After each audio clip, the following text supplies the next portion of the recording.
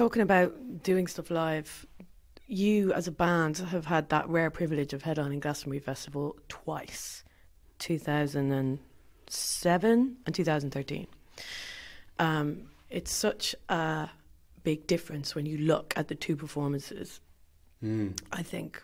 And I just wanted to ask you, about the difference between those two performances and what you think the evolution was as a band, and of you as a performer as well. Right. I mean, I've never watched either of them. Have you not? But I think I was there. I think. I can confirm you with that. To a certain extent, yeah. Did you enjoy the second one coming back?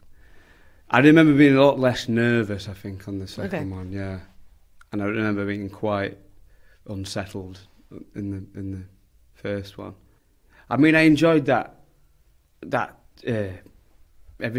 all the touring around that AM record, like, was enjoyed by all of us immensely. I think I kind of never really wanted to run out of road on that one. It was a mammoth tour, wasn't it? It was probably longer than anything we've done before.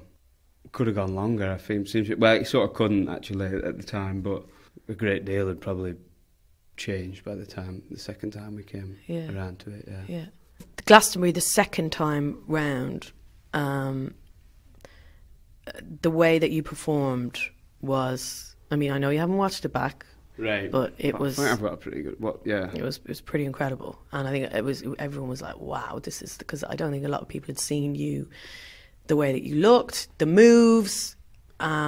It was just really amazing, and I remember seeing you as well at Big Weekend in Hull with Miles Kane, doing the Shadow Puppets performance.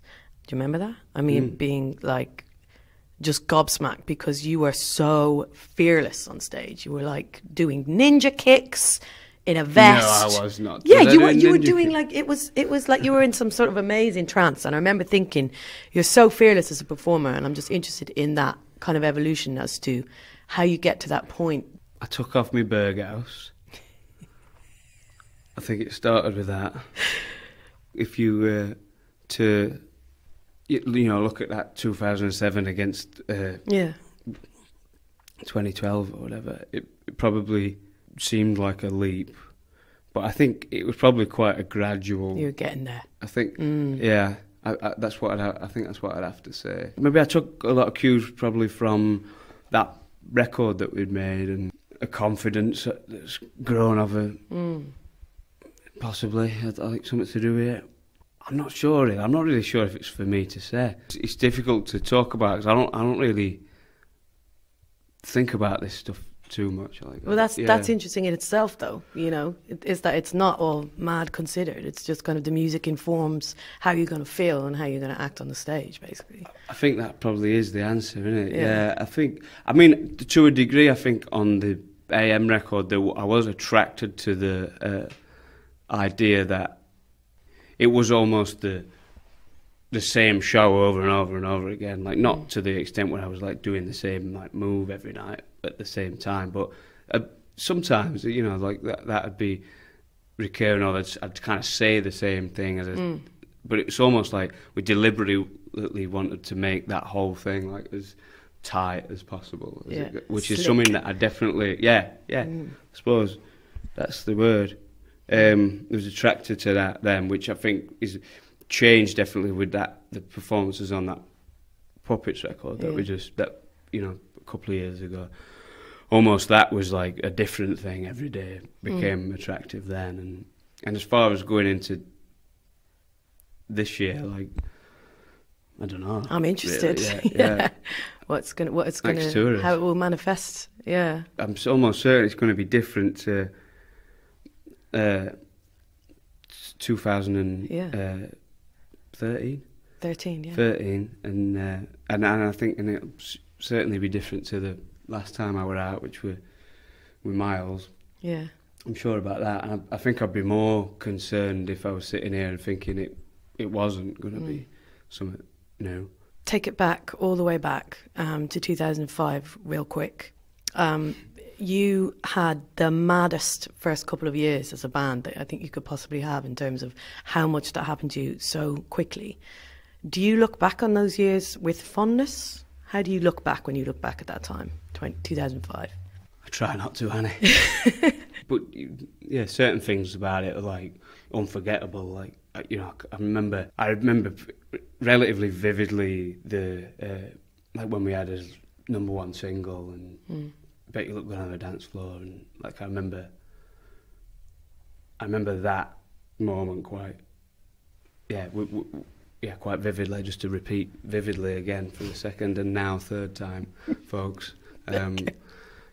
In the pub in High Green with all his friends, and you know, I've reflected on that story sufficiently, I'm sure. But there's moments like that. I remember the sort of roar that went up in the pub when they like came on, and it was like, yeah. Well, I suppose it was the #2 record that got revealed, yeah, and then you knows, right? That's it, yeah. So, and sort of that moment probably with the single suddenly began to be like out the window, like you just don't. It's like, well, who knows now? What's next? Like, You were good in those early stages, as in the band. We're good at knowing when to say no and knowing how to not get caught up in the hype. And it's one of the things I've always really liked about your band is that there's a kind of contrariness and kind of intrinsic contrariness to what you do, where you kind of subvert the hype into humour and find ways to laugh at stuff, maybe to be able to deal with it in your heads. I don't know, you tell me. I think that's exactly what it was. Probably a lot of that was to do with the concern that like the floor was going to fall out at any moment. You started to, like you said, treat the hype, if you want to call it that, in that way. Yeah. Even with I suppose the title of that first record is like kind of sort of says it all, really. And I do think there's something about the lyrics on this new album that really remind me of like that, the lyrics on the first record somehow. I haven't been able to quite put my finger on why, but I think there's something that I was doing then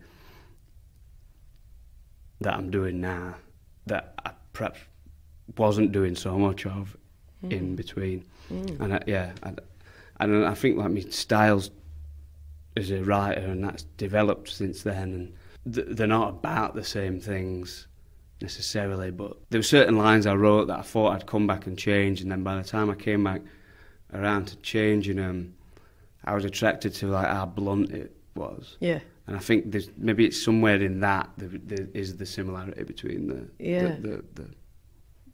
lyrics on the first record, which I think is perhaps something that after the first album or after the second one, I definitely was trying to like wriggle away from that in my lyrics. Yeah. There's a lot of mentions in the lyrics of this new album of technology. I love Bat Phone. That, you know, there's a lot of references to technology. What is your attitude to technology? What's your perspective on it? Do you tamper with social media? Do you go anywhere near there? Not really, no. I've just had to become comfortable not having the last word. It's always a fallback, and you can get a Twitter account and set the record straight. Be the voyeur. Oh yeah, just set the record straight. Yeah, I can honestly say I've never the impulses. I've never had the impulse to get involved. Your Girls Aloud cover is the most requested cover ever on Radio 1. Correct. The Drake covers had 22 million views on YouTube. I presume you don't know that. No. Do you ever go back and revisit stuff that you've made? Is that, you know, as a band, do you ever go back and be like, oh my goodness, we did that? Just like YouTubing myself. And that's well, maybe. Or just listen to old stuff. Oh, yeah. No, yeah. I do that. I've done that. I think sometimes that can be helpful. Like, in fact, just recently, it was one night actually at Le Fret. We've kind of flicked through some of our old records, like thinking about like how we were gonna, you know, what we might play on the tour and that. Yeah. But yeah, it's like that.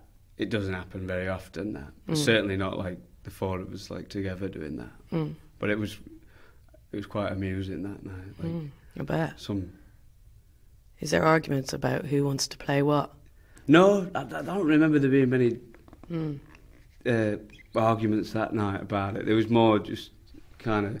I don't know, there were a few lyrics that went by where I was a bit like... There weren't much of it. I don't know, there were a few like musical bits probably as well that were a bit like, nah, I'd probably leave that one out, I think. But we'll see whether we get away with that. I wonder, does anyone have a grand plan, you know, for albums beyond this day? Truthfully, no, not like I'm pretty much focused on this week now. Just you know, I've got this first gig tomorrow, night at a time, for the moment, I think, and then there's no grand plan that I can reveal. What about, would you ever consider, because it seems, again, listening to this album, that you are a big fan of cinema, would you ever consider doing like a Kendrick, you know, get like overseeing and producing a soundtrack? Yeah, I'd love to do more, like a soundtrack for something that was more like a soundtrack. Yeah, just not this week. Not this week. 1 week at a time. 1 week at a time. Alex Turner, thank you so much. Thank you, Annie.